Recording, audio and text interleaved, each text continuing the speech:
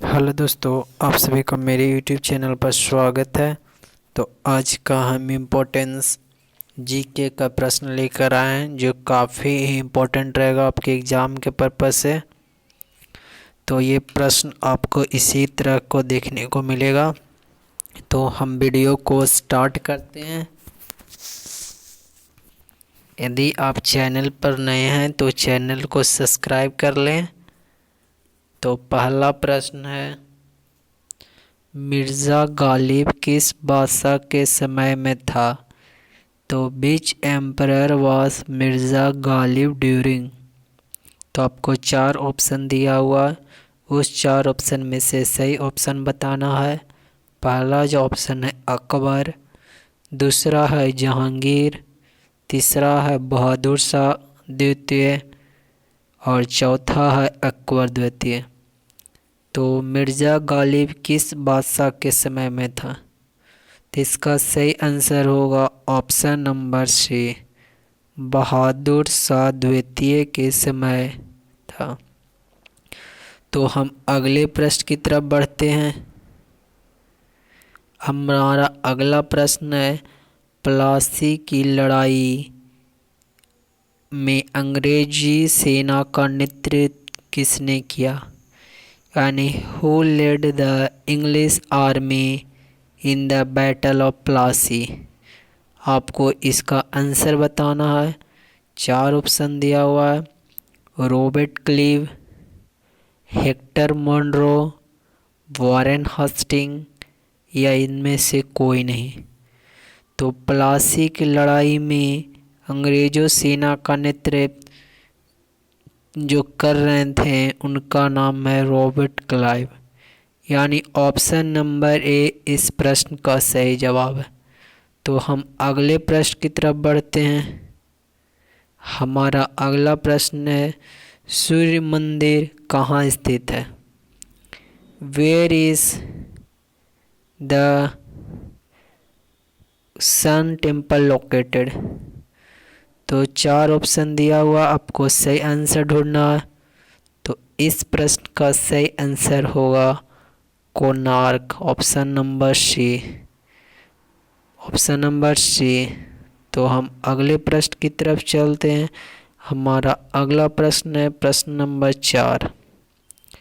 तो क्वेश्चन 4 बोलता है, भारत का प्रथम गवर्नर जनरल एवं वायसराय कौन थे? क्वेश्चन नंबर 4 ये, यानी who was the first governor general and viceroy of India? तो 4 ऑप्शन दिया हुआ है, Lord Hastings, Lord Canning, Lord Minto और लॉर्ड कर्जन। तो इसका सही आंसर है Lord Canning, option number B, क्या लॉर्ड कैनिंग। तो हम अगले प्रश्न की तरफ चलते हैं। अगला हमारा प्रश्न है, हमीदो बानो बेगम कौन थी? यानी who was Hamida Bano Begum? 4 option दिया हुआ है, पहला अकबर की माता, दूसरा हुमायूं का माता, तीसरा हुमायूं की पुत्री, चौथा इनमें से कोई नहीं। तो इसका सही आंसर होगा अकबर की माता। कौन थे हमीदो बानो बेगम? वे अकबर की माता थी। तो हम अगले प्रश्न की तरफ बढ़ते हैं। हमारा अगला प्रश्न है प्रश्न नंबर 6, योजना आयोग की स्थापना किस वर्ष हुई थी? तो in which year was the planning commission establish? 4 option दिया हुआ है, 1950 में, 1951 में, 1952 में और 1949 में। तो इस प्रश्न का सही आंसर होगा 1950 में।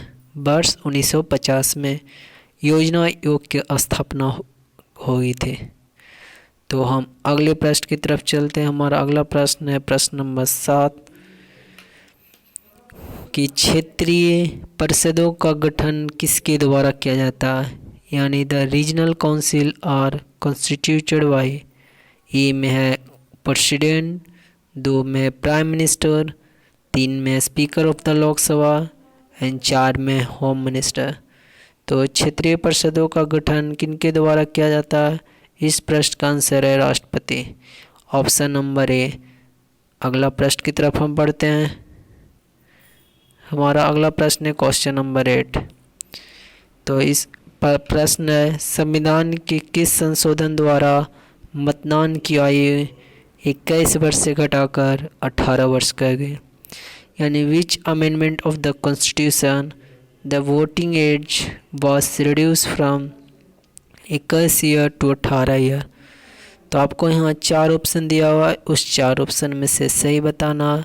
फर्स्ट में 61वां कॉन्स्टिट्यूशन अमेंडमेंट, सेकंड में 63वां कॉन्स्टिट्यूशन अमेंडमेंट, तीसरा है 60वां कॉन्स्टिट्यूशन अमेंडमेंट, चौथा है 64वां कॉन्स्टिट्यूशन अमेंडमेंट। तो इस प्रश्न का सही आंसर होगा ऑप्शन नंबर ए, 61वां कॉन्स्टिट्यूशन अमेंडमेंट के तहत 61 वर्ष से जो मतदान किया 21 वर्ष से घटाकर 18 वर्ष कर गए। तो ये 61वां कॉन्स्टिट्यूशन अमेंडमेंट के तहत किया गया था। अगला हमारा प्रश्न है, विश्व में किस देश में मुसलमानों की संख्या सर्वाधिक है? यानी which country has the highest number of Muslim in the world? 4 option दिया हुआ है, पाकिस्तान, मलेशिया, इंडोनेशिया, इंडिया। तो इस 4 ऑप्शन में से आपका सही आंसर चुनना है। तो इसका सही आंसर हो option number C, Indonesia. Indonesia has the highest number of Muslim. तो हम अगले प्रश्न की तरफ चलते हैं। हमारा अगला प्रश्न है प्रश्न नंबर 10। किस महाद्वीप को पठारी महाद्वीप कहते हैं? यानी which continent is called प्लेटू continent? 4 option दिया, ऑस्ट्रेलिया, एशिया, यूरोप, अफ्रीका। तो इस प्रश्न का सही आंसर होगा option number D, Africa. Africa continent को पठारी महाद्वीप के नाम से जानते हैं। तो हम अगले प्रश्न की तरफ चलते हैं। हमारा अगला प्रश्न है 11 नंबर में कि शिव की मूर्ति बनाकर पूजा करने का विवरण कहाँ से मिलता है? यानी from where do you get the details of worshipping the idol of Shiva? 4 option दिया, महाभारत से, मत्स्य पुराण से, महाभाष्य से या अष्टाध्यायी से। तो इस प्रश्न का सही आंसर होगा महाभाष्य, यानी ऑप्शन नंबर सी। तो हम अगले प्रश्न की तरफ चलते हैं। हमारा अगला प्रश्न है क्वेश्चन नंबर 12 कि वेदांग में कुल संख्या कितनी है? यानी what is the total number of Vedangs? 4 option दिया हुआ है, 5 संख्या 11, 6, 4। तो इस प्रश्न का सही आंसर होगा ऑप्शन नंबर सी, 6। तो हम अगले प्रश्न की तरफ बढ़ते हैं। हमारा अगला प्रश्न है प्रश्न नंबर 13 कि गैस इंजन की खोज किसने की? यानी who discover the gas engine? आपको 4 ऑप्शन दिया हुआ है, डीजल, ड्वेरी, डैमिलर, चार्ल्स। तो इस प्रश्न का सही आंसर होगा डैमिलर, जिसने क्या गैस इंजन की खोज की। तो हम अगले प्रश्न की तरफ पढ़ते हैं। हमारा अगला प्रश्न 14 मेगावाट से मापते हैं। यानी मेगावाट से क्या मापते हैं? अर्थक्वेक का इंटेंसिटी, पॉपुलेशन डेंसिटी, या पावर एक्सपेंडिचर कैपेबिलिटी, या कंप्यूटर मेमोरी कैपेसिटी। तो इस प्रश्न का सही आंसर होगा मेगावाट से मापते हैं कंप्यूटर की स्मृति क्षमता को। क्या नाम मापते हैं? तो कंप्यूटर की स्मृति क्षमता को हम मेगावाट में मापते हैं। तो हमारा अगला प्रश्न है टाइपराइटर के आविष्कारक कौन है? तो इस प्रश्न का आंसर होगा 4 ऑप्शन दिया, ड्वेरे, सोल्स, या रोटिंगन, या मार्कोनी। तो इस प्रश्न का आंसर है टाइपराइटर का जो आविष्कारक है वो है सोल्स, यानी ऑप्शन नंबर बी। तो ये था आज का हमारा इम्पोर्टेंस जीके का करेंट अफेयर, जो काफ़ी इम्पोर्टेंट है आपके एग्ज़ाम के लिए। तो वीडियो अच्छा लगा तो चैनल को सब्सक्राइब करें और लोगों को शेयर करें। तो वीडियो देखने के लिए आप सभी को बहुत बहुत